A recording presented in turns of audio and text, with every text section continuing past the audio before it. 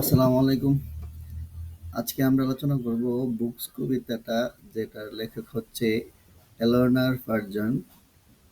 আমাদের 19 এর মধ্যে অনেকগুলো কবিতা আছে যেগুলো আমরা প্যাসেজ অথবা উদ্দীপক ছাড়া আমাদের অ্যান্সার করতে হয় ফার্স্ট পার্টে। সেই জন্য আমাদের কবিতাটা ভালো করে জানতে হবে, তাছাড়া আমরা উত্তর করতে পারবো না। তো শুরু করা যাক। হোয়াট ওয়ার্ল্ডস, অর্থাৎ কি জগৎ, অফ ওন্ডার বিস্ময়কর কি জগৎ, আর আওয়ার বুকস। আর মানে তো হয় আমাদের বইয়ে কি একটা বিস্ময়কর জগৎ। এই কথাটা কেন বলা হয়েছে? One opens, as one opens, অর্থাৎ যখন কেউ খুলে দেম তাদেরকে, অ্যান্ড লুকস তাকায়, অর্থাৎ বইগুলো যখন কেউ একজন খুলে বা বইগুলোকে দেখে, নিউ আইডিয়াস নতুন ধারণা, পিপল রাইজ মানুষদের মধ্যে জেগে ওঠে, ইন আওয়ার ফ্যান্সিস মানে কল্পনা, অ্যান্ড আওয়ার আইস আমাদের চোখের মধ্যে কল্পনার জগৎ ভেসে ওঠে। আমাদের বলতে কাদের? মানুষের। অর্থাৎ এই বইগুলোর মধ্যে কি এমন আশ্চর্যমূলক জিনিস আছে, বিস্ময়কর জিনিস আছে বা জগৎ আছে, যখন কেউ একজন এই বইগুলোকে খুলে এবং দেখে নতুন নতুন আইডিয়া পায় এবং কল্পনার জগতে হারিয়ে যায়। কথাটার মানে হচ্ছে এটা।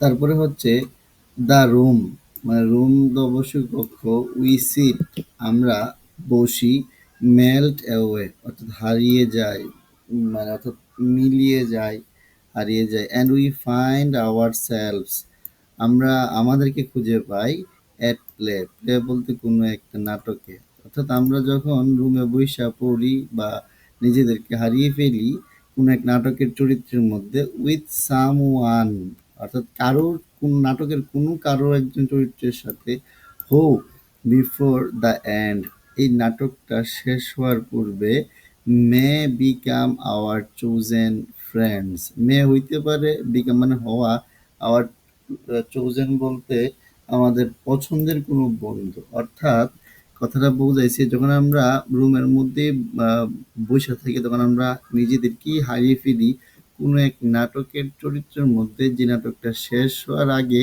আমরা আমরা আমাদের কোনো এক পছন্দের বন্ধুকে ওই নাটকের চরিত্রের সাথে মিলিয়ে ফেলি। বিষয়টা এরকম হয়, যেমন ধরেন আমি এরকম হয় না, কোনো একটা বই পড়তেছি, কোনো একটা গল্প শুনতেছি, হঠাৎ করে এমন একটা চরিত্র আসছে আহ, যার সাথে আমি আমার বন্ধুকে তুলনা করলাম, জানি আমার বন্ধু তো এই যে নাটকের এমুকের মতো এই ব্যবহার করতো, এরকম টাইপের আর কি। তারপরে হচ্ছে নেক্সট স্ট্যান্জাতে, অথবা, অথবা উই সেল, সেল মানে পাল তোলাই, পাল তুলি, অ্যালং দ্য পেজ অর্থাৎ পেজের উপর দিয়ে আমরা নৌকা যেভাবে পাল তুলি সেভাবে পাল তুলে আমরা কি করি, to some others land or age. আচ্ছা, এজ মানে যুগ, ল্যান্ড মানে আমরা বুঝি কোন একটা দেশ।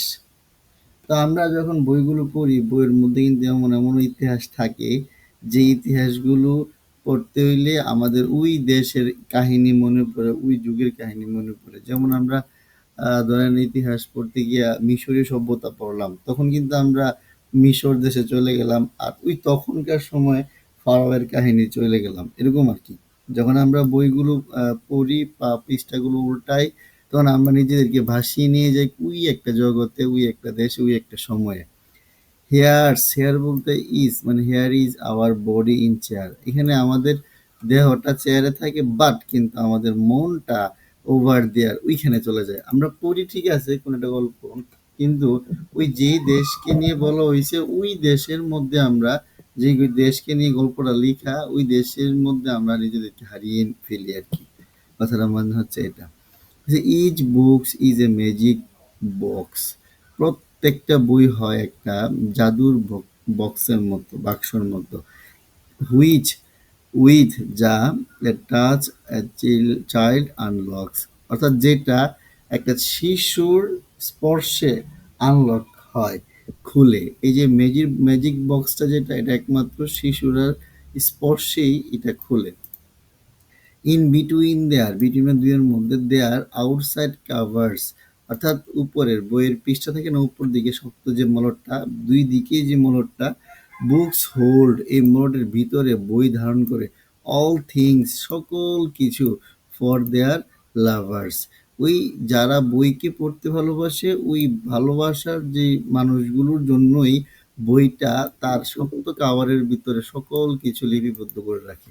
এই কথাটাই বোঝাইছে। অর্থাৎ বই পড়ার এখানে বই পড়ার গুরুত্বটা তুলে ধরেছে এবং বই পড়লে আমাদের মধ্যে কি কি জিনিস ভেসে ওঠে সেটাই বোঝাইছে। তো আজকে আমরা এই ক্লাসটা এই পর্যন্তই করব। নেক্সট আমরা আরেকটা কবিতা নিয়ে আলোচনা করব। আসসালামু আলাইকুম।